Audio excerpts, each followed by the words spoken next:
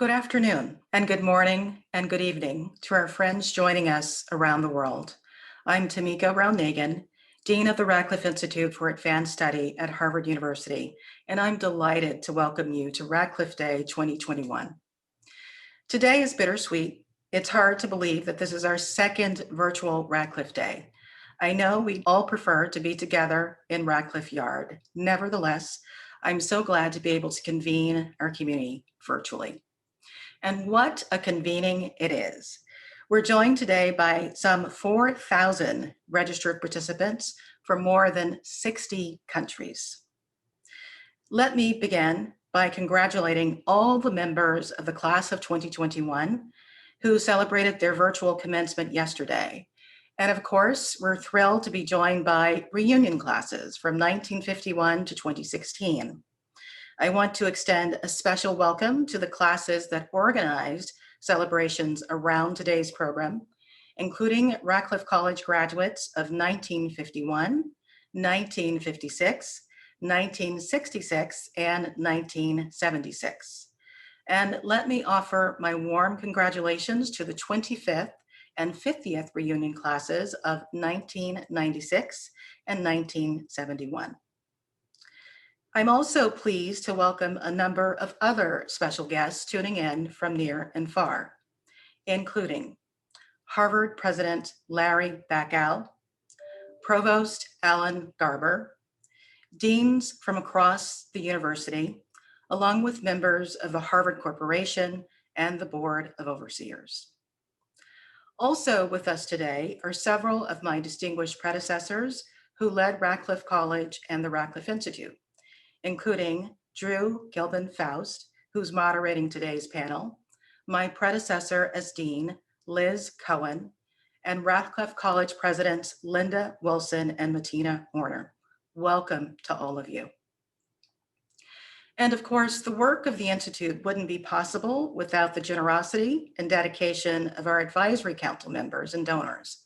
I'm pleased to recognize former trustees of Radcliffe College, members of the Radcliffe Institute Leadership Society, the Anne Radcliffe Society, and Radcliffe Associates. And I also want to recognize current and former members of the Radcliffe Institute Dean's Advisory Council and the Schlesinger Library Council. Thanks to you and to all our generous donors joining us today. Finally, I want to take a moment to recognize Susan Wallach, a long-standing Radcliffe leader and founding member of the Radcliffe Dean's Advisory Council. Susan is stepping down as inaugural chair of that body after 10 years of truly distinguished service. On behalf of the entire Radcliffe community, let me say thank you, Susan, for your leadership, your dedication, and your wisdom. Today, we honor the philanthropist, businesswoman, and best-selling author, Melinda French Gates. Melinda will engage in a keynote conversation with David Rubenstein later today, after which I'll formally present the Radcliffe Medal. But we'll begin, as is our tradition, with a panel discussion on a topic closely related to the medalist's life and work, achieving gender equity. Our panel will focus on the United States, taking inspiration from our medalist's bold pledge, which she made in 2019 to commit $1 billion to expanding women's power and influence in this country. This is a topic at the center of our work here at Radcliffe, and it's closely tied to the legacy of Radcliffe College. Founded in 1879 to educate women who were, at the time, denied access to Harvard. That legacy and the enduring commitment it represents remain at the center of today's institute. In the century and a half since Radcliffe College's founding, we've made great progress as a society and here at Harvard, but there's still so much work to be done. Recent anniversaries of watershed events, such as the centennial of women's suffrage in this country and the 25th anniversary of the United Nations Beijing Declaration on Women's Rights, have prompted many to reflect on the progress made and the path forward to achieve gender equity around the world. In our country, gains in several areas, including women's workforce participation, educational attainment, and political representation, are tempered by persistent inequities. Although government policy shapes women's lives, men hold 73% of seats in Congress and nearly 70% of state executive and legislative offices. Women also face higher poverty rates and lower earnings. According to the Bureau of Labor Statistics, women earned 82 cents on the dollar compared to men in 2020, and this pay gap was even larger for Black, Latinx, and Native American women. Women encounter barriers in the workplace and remain underrepresented in corporate leadership roles. In higher education, men still outnumber women in senior faculty roles by a significant margin. And the Me Too movement has shined a light on gender discrimination and gender-based violence. Women also shoulder a disproportionate burden when it comes to household work and childcare. On average, American women performed more than 1.5 times as much unpaid labor per day as men.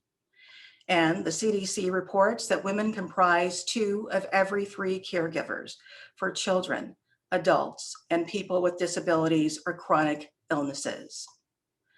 The COVID-19 pandemic has exacerbated these inequities in the United States and around the world, bringing an even greater sense of urgency to today's discussion.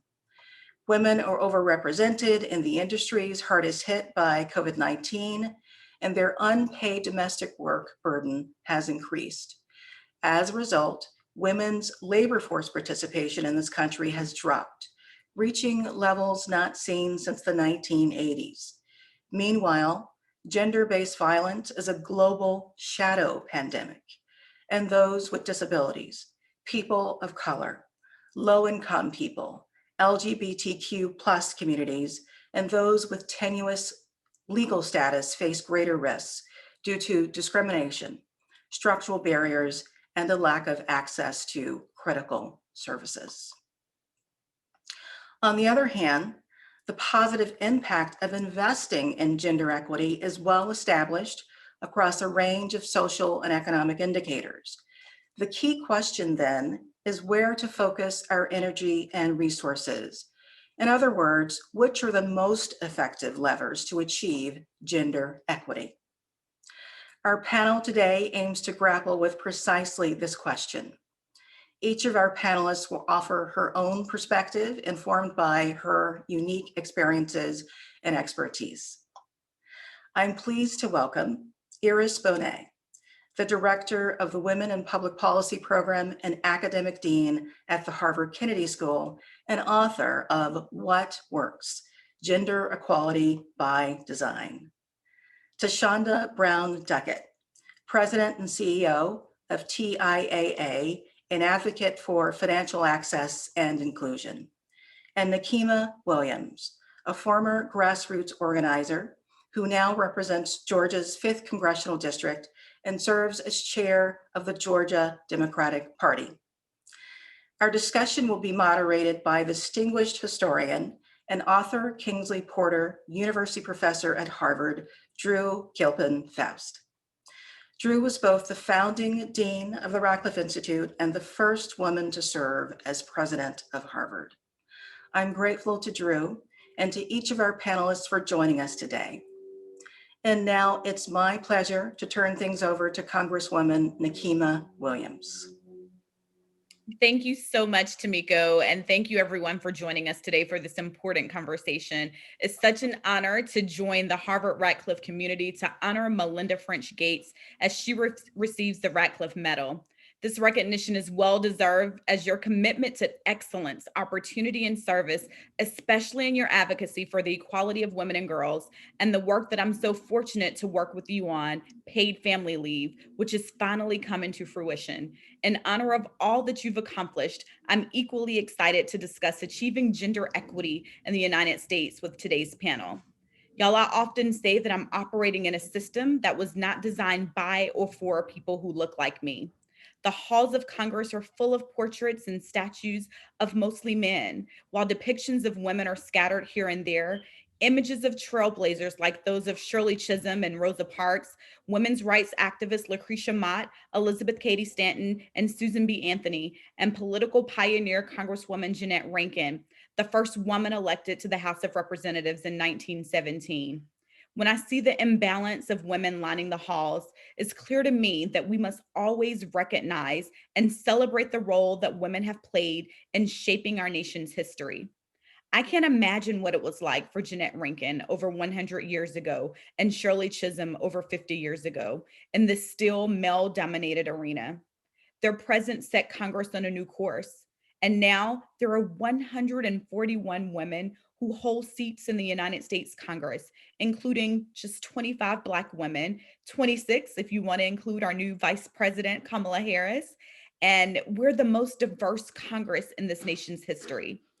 I draw inspiration from so many trailblazing women, like the ones that I mentioned, who help make Congress more inclusive so someone who looks like me can truly serve the people.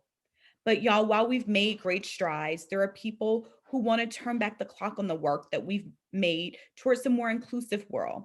And we can't let that happen.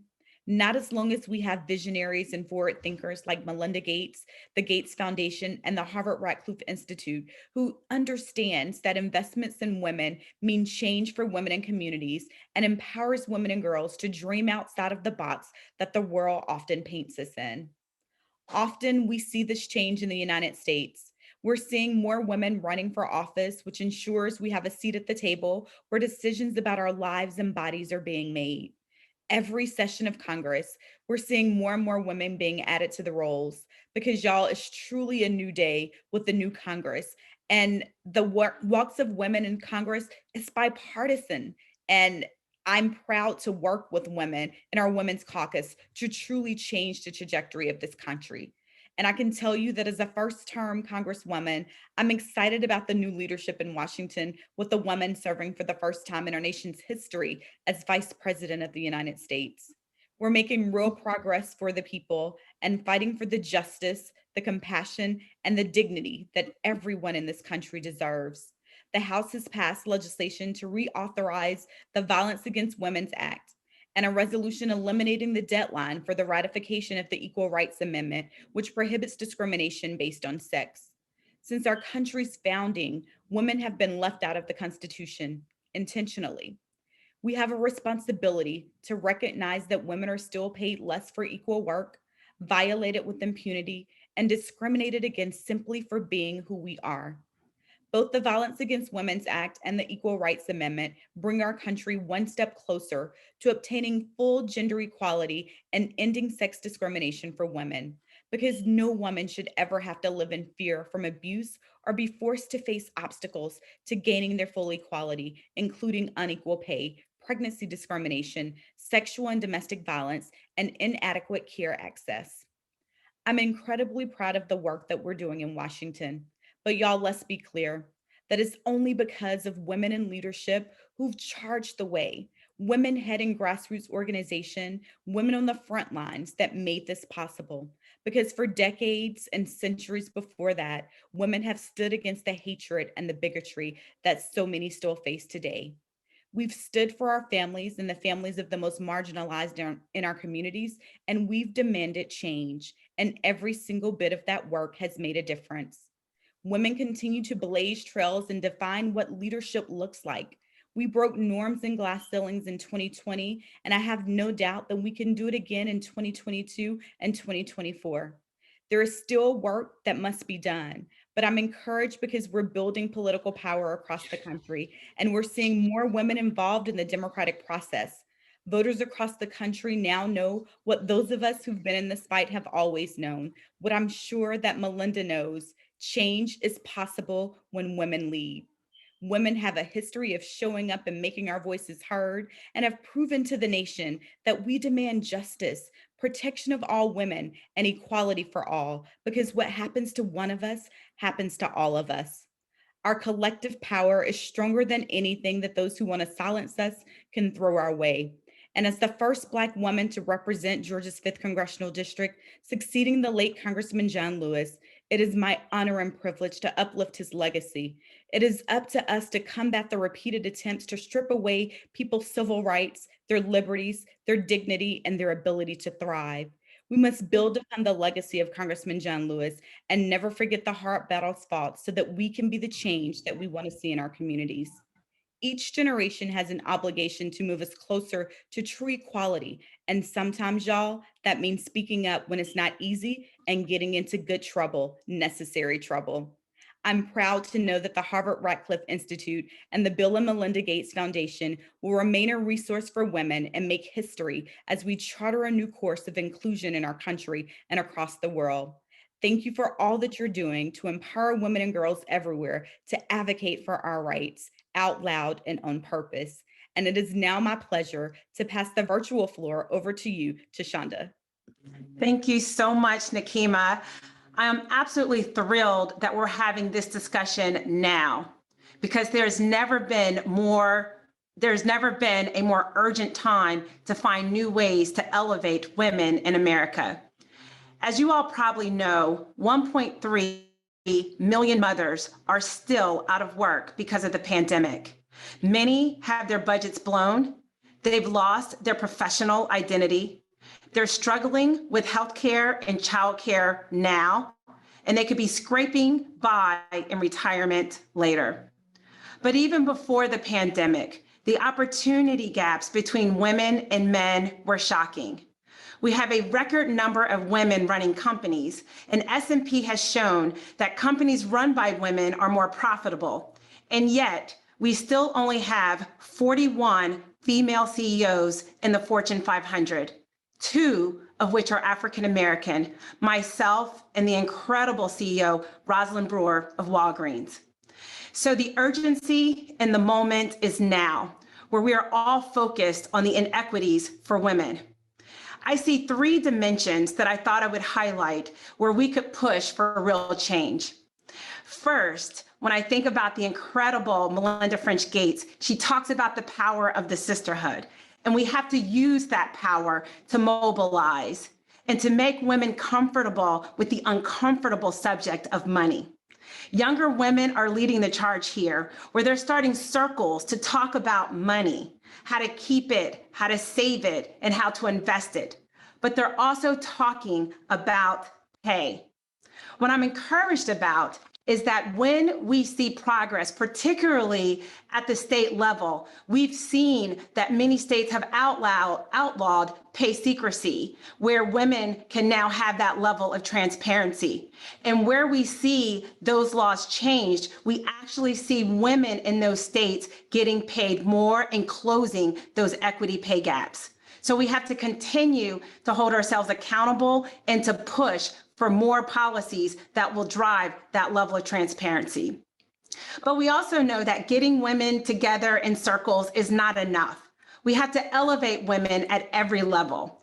We have to raise the consciousness inside and outside of corporate America and start finding new ways to identify talented women and get them into the pipeline.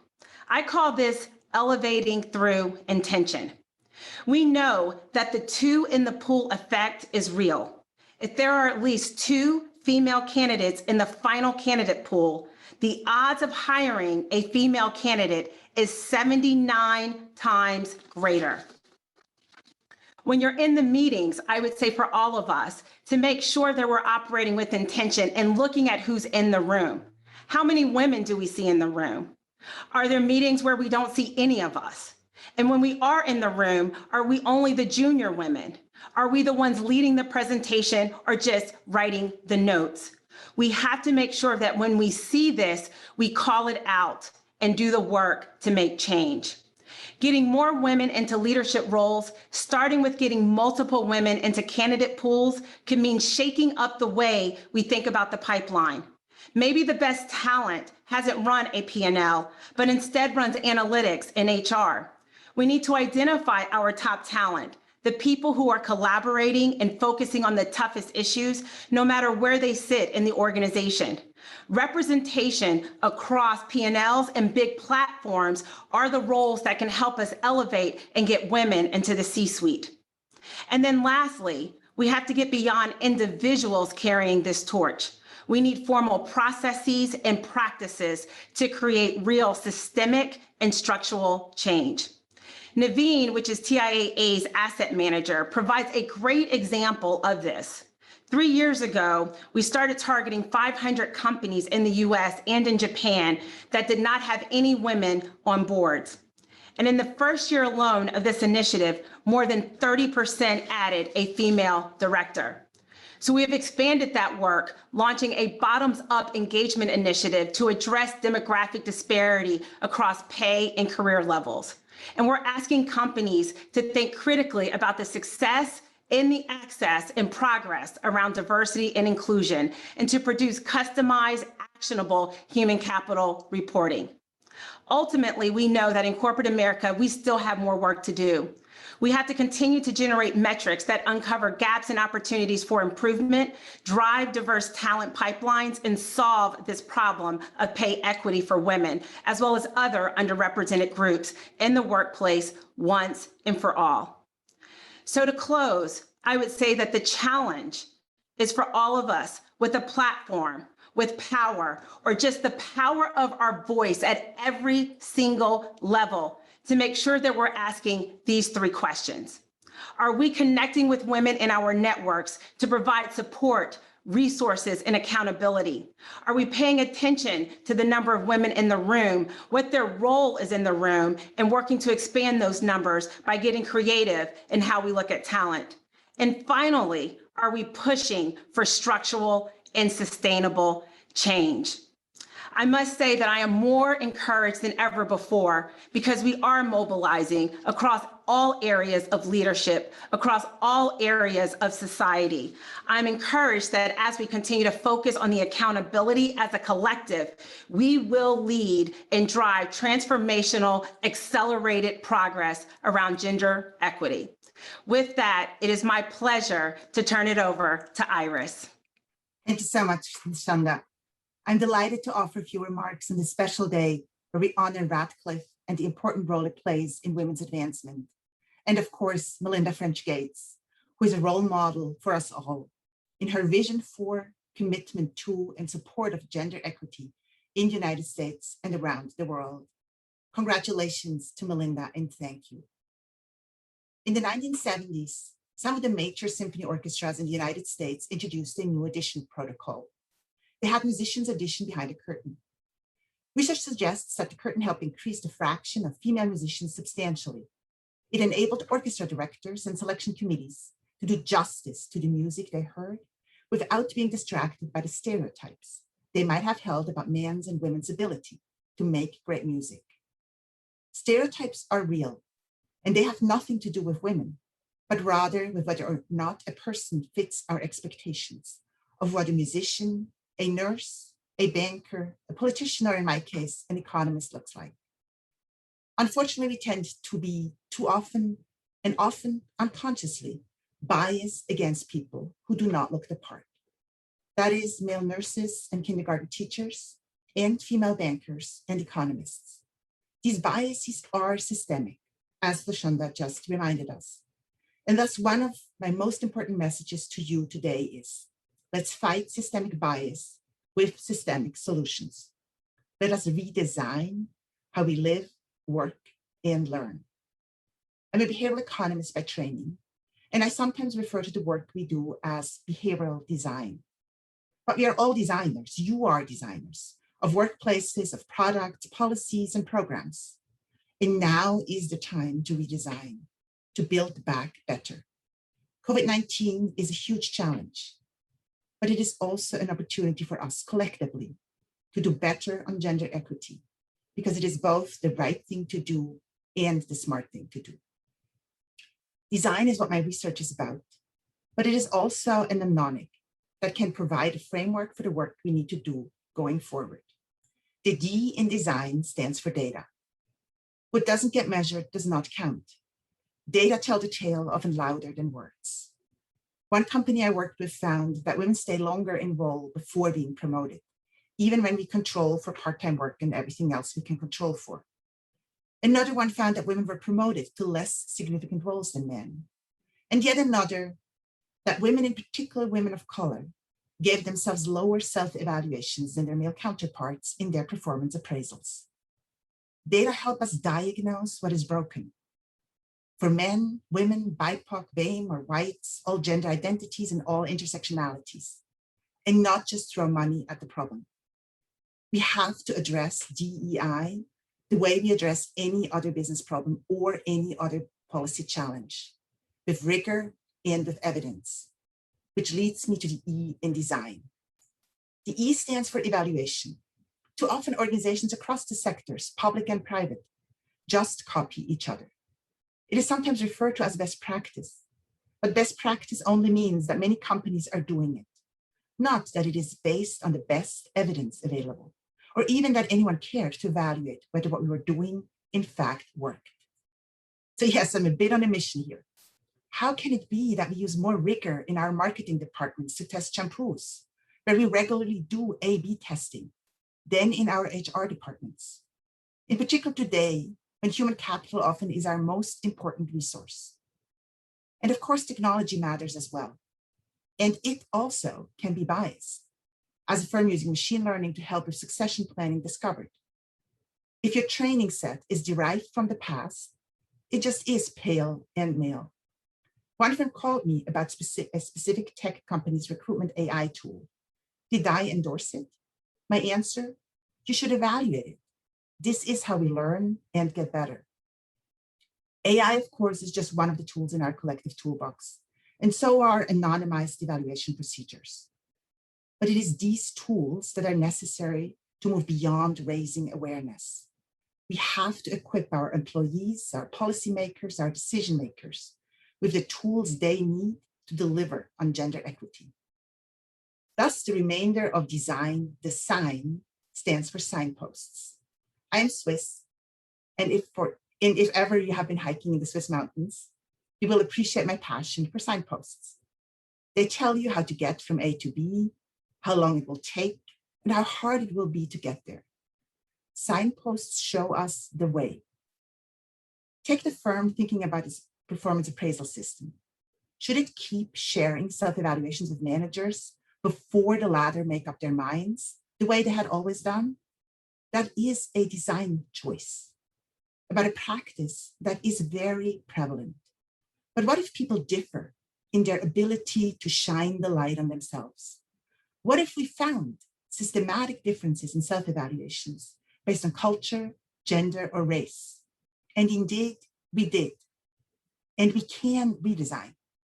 Based on our research, multiple organizations across the sectors now have decided to stop sharing self-evaluations with managers, to set new signposts, a different path to evaluate an employee's performance that is both more accurate and more fair. And you can do this too. You can redesign your job advertisements, scrutinizing them with gendered language that is more likely to appeal to one of the genders. You can redesign your interview processes, relying less on impressions and more on work sample tests. And you can redesign how you run your meetings, making sure that all people's contributions count and that everyone is given credit for their comments. So this is a bit of a call to action to design. That is, to be guided by data, evaluate the impact of what you do, and create signposts that help lead the way. And with that, it's now my great pleasure to bring Drew, who of course is no stranger to this audience, to the virtual floor to lead us in conversation. Thank you so much, Iris. It's wonderful to be with you all and to hear your just so stimulating comments on this important question. And I too want to join you in congratulating Melinda Gates on this very well-deserved recognition. I note that our panel today is called Achieving Gender Equity, not diagnosing the problem or analyzing the problem or describing the problem. Instead, it's about change. And that seems to me such an appropriate way to honor Melinda Gates, because she has committed herself to action and to change. And that's what we are confronted with here on this panel. How do we set a path towards change and action? And I think the 3 opening comments have launched us well into that. I'm going to be weaving audience questions into the discussion as they come in. I've got a couple so far, but I just want to remind audience members to remember that they can access the little Q&A at the bottom of their screen if they wish to submit a question, and I urge them to do so. So let me just start us off though by commenting on something that it seemed to me all 3 of you had in common in your remarks. And that was an emphasis on systems and systematic change and structural change, which to me resonates very much with the mood of the moment as we talk about racism in America as well and the need for structural change. And as you were speaking, Iris, I was thinking to myself, maybe that S in design ought to not just be for signposts, but also for structures, because that seems to me an essential part of what you're all talking about. Now, each of you said a little bit about this, but I'd like to press you to follow a little more deeply and maybe unpack some of the suggestions you made about structures and systems. How do we get to that? How do we identify the most promising ones? And as we shift from the notion of hearts and minds, which are of course important, but shift from that to a broader sense of where those hearts and minds are situated, how best to take that on? And just to keep things orderly, let me cold call rather than wait for one of you to respond. Thasunda, would you start us off with a few more comments about the very intriguing suggestions you made in your remarks? Yeah, it's such an important topic. When I think about structure and systems, I'll focus in on how do we get more women at the level of leadership to really help to achieve this level of gap and equity progress. And so if you think about how we look to hire, we may typically look for certain qualifications that when you scan where are women in your own company, there may not be a high level of women or number of women in those areas. And so I think it's important for us then to say, how do we look at the structure and the system for where we're looking and how we're looking at identifying the talent and redesign that framework, which would allow us to cast a wider net.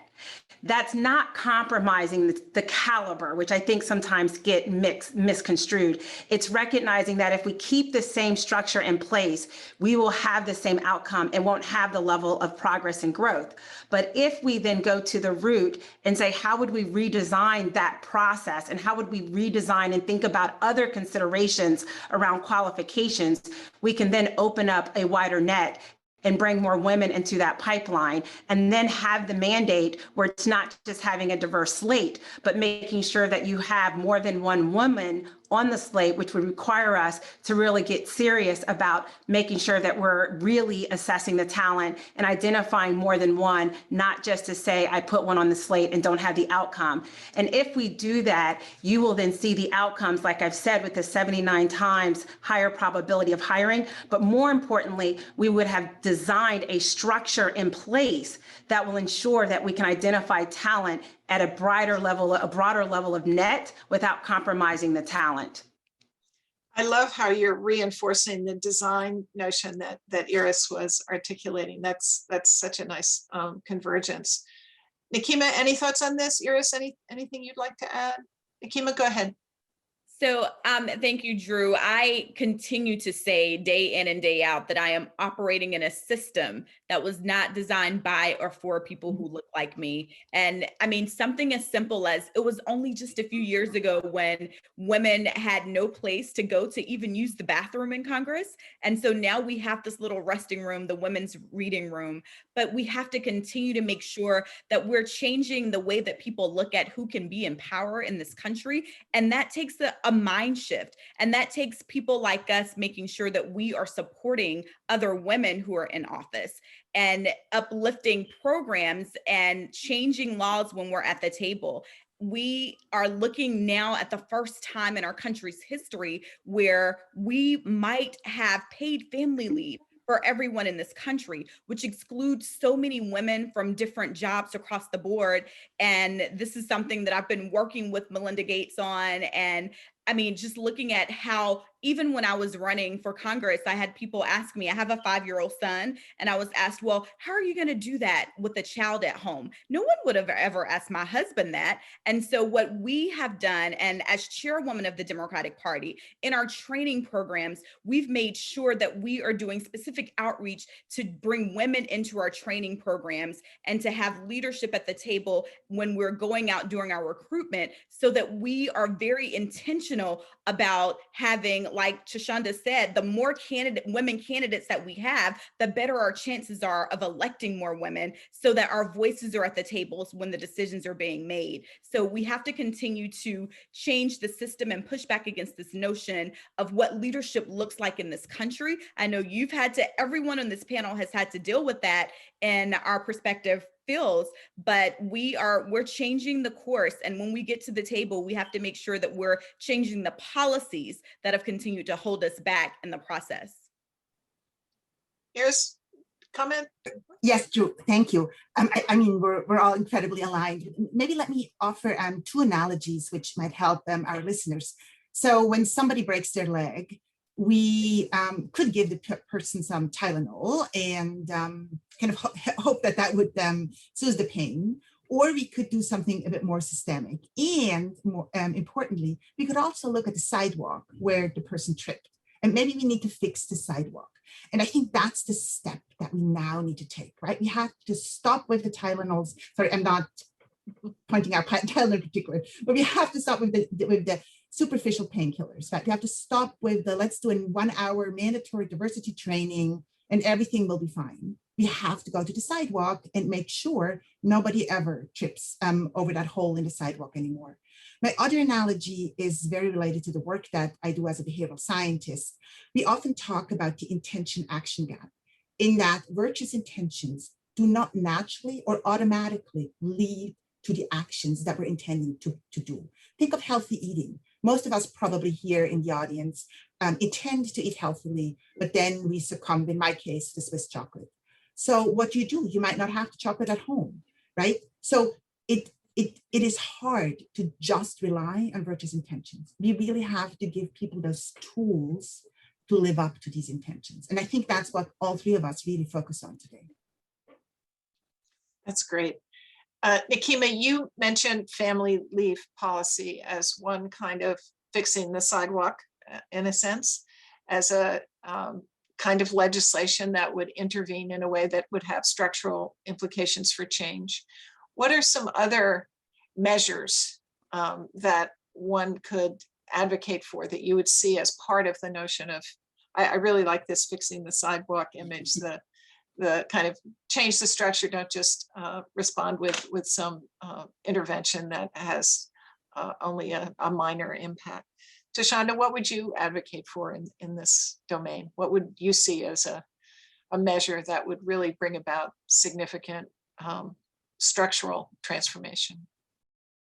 Yeah, I mean, given that there's so many policies that we have to focus on, but one that I would highlight, just being the CEO of TIAA and focused on retirement, is really legislation that would address the disparity between men and women with respect to retirement savings.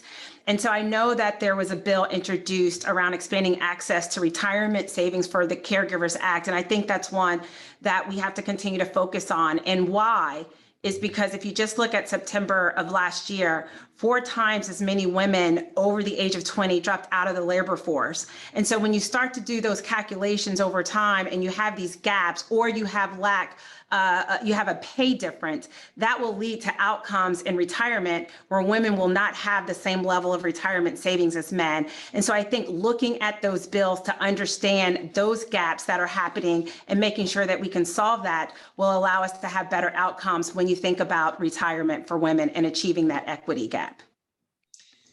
Nikema, you want to say more about paid family leave? I think that I picked up on that one already, but do you want to say more about that or suggest a second? I mean, Drew, I have a plethora of issues that I think that we need to be addressing policy-wise. And I am proud to be able to lead on that work now that I am representing my district in Congress. Another thing that builds upon what Thasunda was saying about women leaving the workforce, what we saw during the pandemic was COVID just shined a spotlight on so many inequities that we were already facing as women in our country. And so I'm also working on universal family care so that we can make sure that our children have the care that they need, so that women, because we've already identified the outsized number of women who provide care and unpaid work in our care community across the spectrum, whether it is childcare or senior care as we're caring for our parents. And so making sure that as we're looking at the economy and how we truly build an economy moving out of this pandemic, how do we make sure that care is addressed so that we don't have women leaving the workforce for the free labor that is very necessary for our economy to continue. And so I think as we need to look at the care structure and care infrastructure in our country as a way to continue to advance women. Thank you. Iris, do you have a measure, a structure that you would highlight? First of all, I absolutely support the focus on care work, and I'm delighted to hear that the Congresswoman is so focused on it. I currently serve on the G7 Gender Equality Advisory Council. In fact, continuing the work that Melinda Gates started a few years ago when Canada was the chair of the council. Currently, the UK is the chair of the council. And the purpose of that council is to make sure that gender is part of everything that G7 is doing when they think about trade, foreign policy, labor, violence, etc. And so I could talk about lots of structural interventions. We're also very, very focused on systems, but I just wanted to give you one which I think we shouldn't lose, and that is accountability. That we have to make sure in whatever we do, whether that is at the political level, in our communities, at the organizational level, that we built into our recommendations a mechanism of accountability, where we track, we measure, we set goals, we revisit, we update, we learn, we get input from the communities to really understand what we're trying to do together. And that's an important consideration of our council. Thank you. I have a question from the audience about men. And Thasunda said we need circles of sisterhood, and this is very important that we gather together. But how does one enlist men in this cause? How does one involve men in this cause? Anybody want to take that one up? Thasunda, you? Yeah, sure. I mean, it's such an important point. I think Nikema shared some of the stats. When you think about Congress, when you think about corporate America, there's only 41 out of 500. And so we are not going to be able to make the level of accelerated progress if we're only focusing on those of us that are impacted by that. We have to make sure that we are holding all of us accountable, which is including our allies with respect to men and their role. And so I do think as we look at what we can do better, we have to make sure, and I think we've talked about this a little, about what are the accountability measures across all of corporate America or across all of the work that Nikema and others in Congress are doing, where we're holding all of us accountable, inclusive of our men and men allies. And I think the way we do that, and I do think it's important, is that as Nikema, I think, said earlier, as well as Iris, is that we are really driving what the issues are. We are sharing what the insights and the perspectives are, the microaggressions, the lack of pay equity, the level of caregiving responsibilities that we have. But then we need to be able to expand that conversation to bring the men to the narrative, to understand what it means as leaders of not just women, but in order to make our company stronger, in order to make our society greater. So I think the point here is that the job to be done is not solely on the shoulders of women. The job to be done is on the shoulders of leaders and all of us, and men must play an outsized role because today men have had outsized benefit. If I may jump in here, Drew, I'm actually going to build on something that I think I heard you say first, and that is that gender equity is both the right thing and the smart thing to do. And I still believe in that, Drew. And I think it was the introduction to a conference that you used that terminology at a long time ago. And I think that's just important. that we are way past the time where this was a luxury good, but it's a necessity. And times really have changed and are changing, in that clients care, customers care, investors care, regulators care. I mean, that people actually do care now about how we treat each other, whether that's on a gender dimension or on racial dimensions, or in any other dimension. And I think businesses realize that this is not a luxury to do. This is a requirement. And thankfully, it is both the smart thing to do, but it also is the right thing to do. Nikema, any thoughts on this one?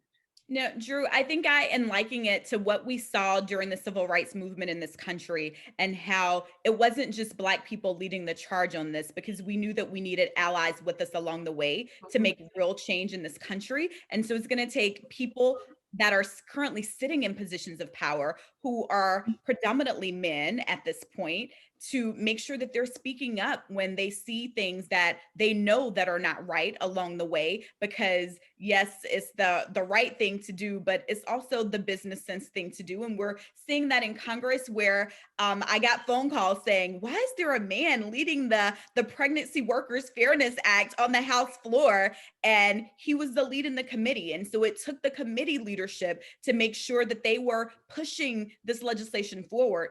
So it's going to take us making sure that we are reaching out to our good allies in the struggle for equality. But we need the men to come along with us and make sure that they are speaking up in spaces that we're not even in the room. So it is critically important to have men as a part of this conversation as well. Absolutely. And I think, Thasunda, you said at the beginning that we've seen that companies that are run by women do better, and that when women thrive, everyone thrives. So it's a common assessment. That's right, Drew. Nikema, we have a question that I think is one that you are best equipped to answer, and it might be one that is a little challenging. It's about the sisterhood across party lines, and how you mentioned bipartisan efforts on the behalf of women in Congress.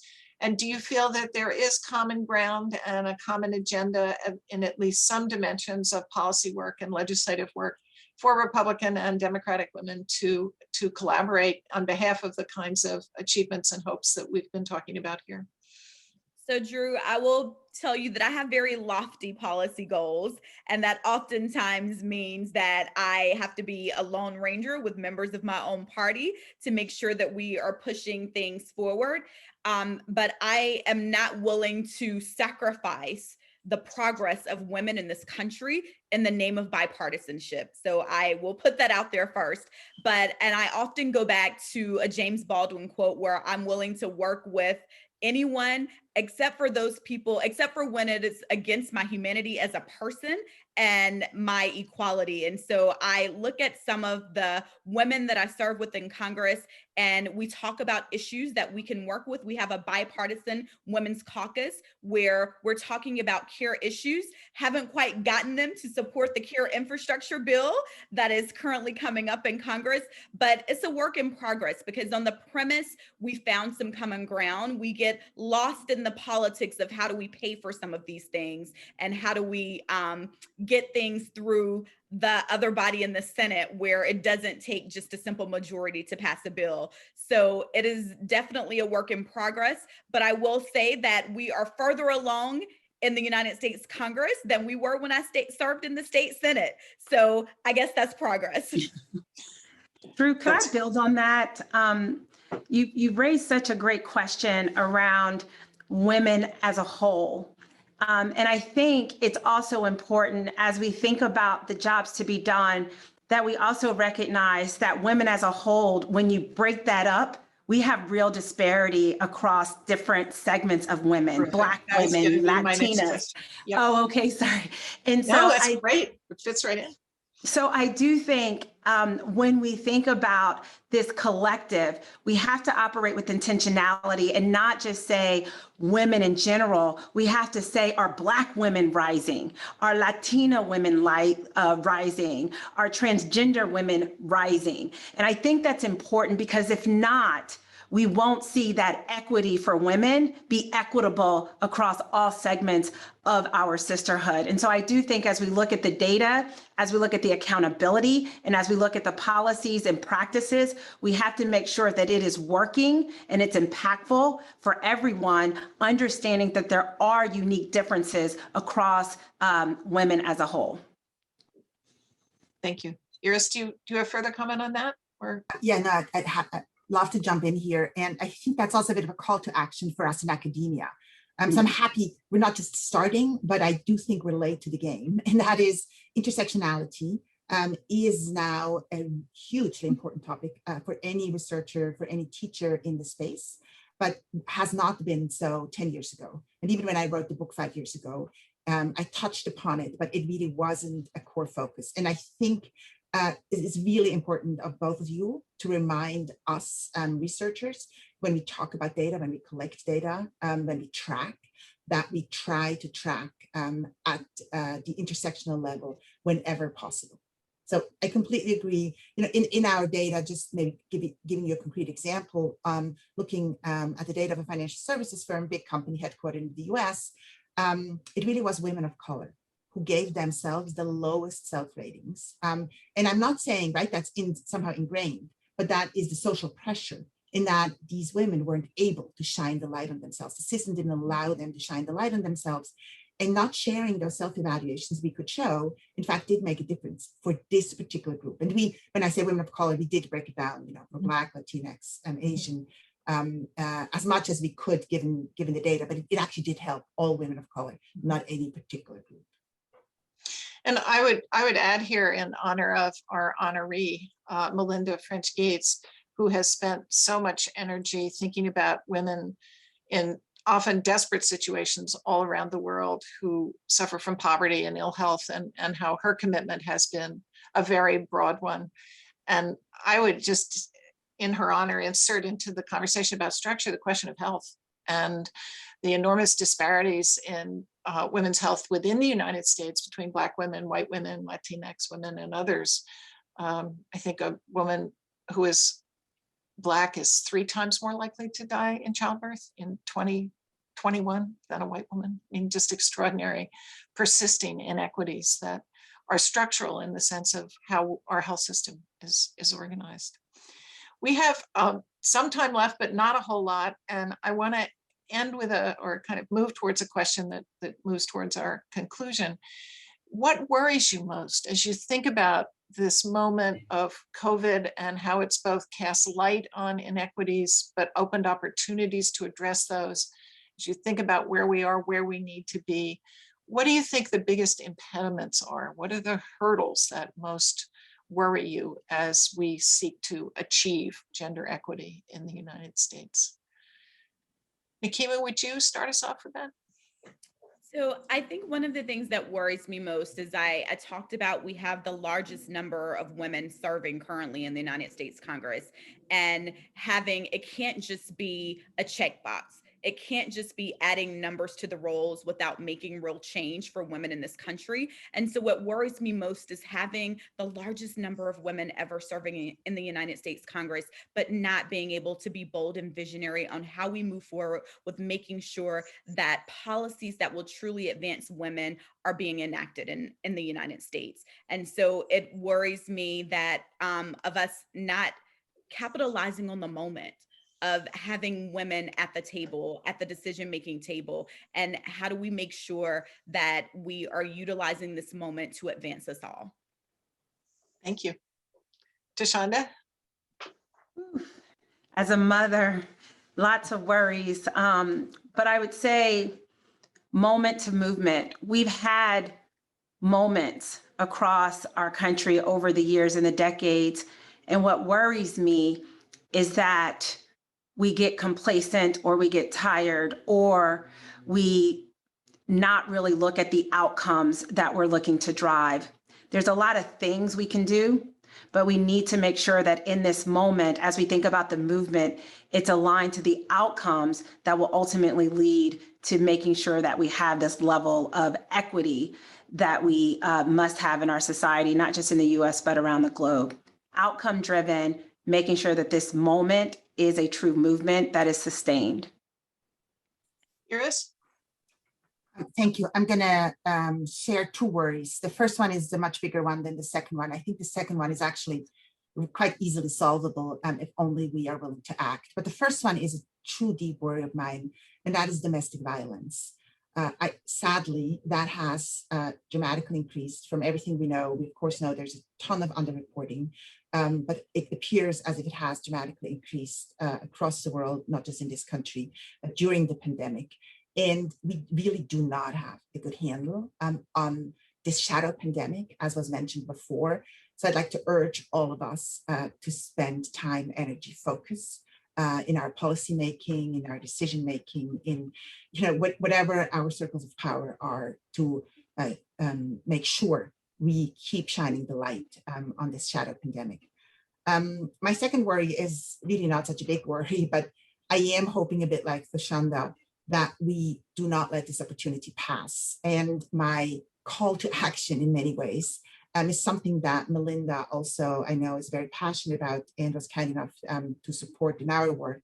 And that is this sharing of what works, in that we have to get better collectively as organizations, whether that's private sector, public sector, NGOs, to be more transparent with what we're learning, to speed up this catch-up process that is so urgent, where we can learn from some of the things that Thasunda has described. For example, they have been experimenting with, and another organization could implement and try and learn something new, and maybe, given that they're in different geography, add new nuances, and then it could feed back to the work that Thasunda is leading so successfully. So I think that learning, that sharing of what works, what doesn't work across the sectors, is a worry of mine, but also a hope of mine, and really a call to action. So in the spirit of sharing, I've just gotten a wonderful question. So I want to give you a lightning round chance to answer this wonderful question I got from a recent grad as of yesterday, who wants to know, as I move outward into the working world, could you all speak to particular advice for women entering that world? I would just quickly say, never dim your light and know that your voice is necessary and required. That would be my advice. Live your life out loud and on purpose. You are just as qualified, just as ready, and just as deserving as every man that is entering this workforce. Make sure you build a support system. You have sisters, brothers, really doesn't matter, but people you have that can give you advice, but also a shoulder that you can lean on. Great. Thank you so much. Tomiko, I see you have reappeared on the screen. And so I'm very happy to thank our panelists for this wonderful conversation and for their advice and insight, and turn it over to you. Well, thank you, Drew, Iris, Thasunda, and Nikema for that truly fascinating discussion that included multiple levers for change and called on decision makers to pull them. Now we'll have a 30-minute break and then reconvene at 1:30 p.m. Eastern for our keynote discussion with Melinda French Gates and David Rubenstein.